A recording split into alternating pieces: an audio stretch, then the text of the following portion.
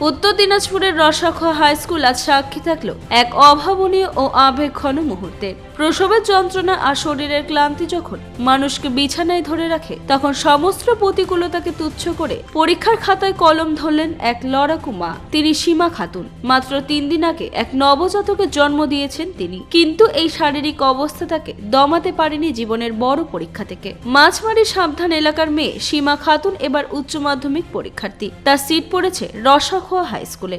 পরীক্ষা শুরুর ঠিক আগের মুহূর্তে যখন সহপাঠীরা প্রস্তুতিতে ব্যস্ত, তখন সীমাকে দেখা গেল এক হাতে কোলের শিশুকে আগলে রাখতে আর অন্য হাতে নিজের ভবিষ্যতের স্বপ্ন বুনতে। স্কুলের বারান্দা থেকে শুরু করে পরীক্ষা কেন্দ্রের ভেতর পর্যন্ত এই দৃশ্য দেখে উপস্থিত শিক্ষক, অভিভাবক এবং ছাত্রছাত্রীরা অবাক বিস্ময়ে তাকিয়েছিলেন।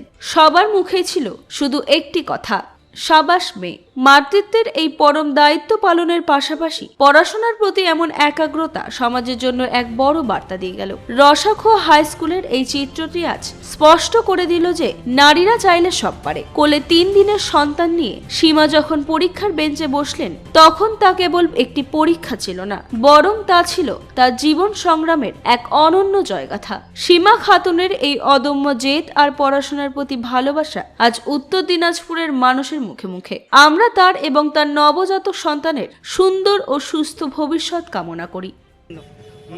কি বলবেন? আমার ইচ্ছা ছিল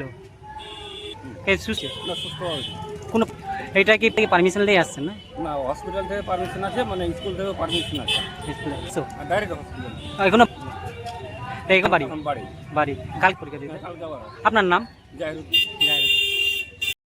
করণদিঘি থেকে বিথিকা পালের রিপোর্ট, কুলিক নিউজ।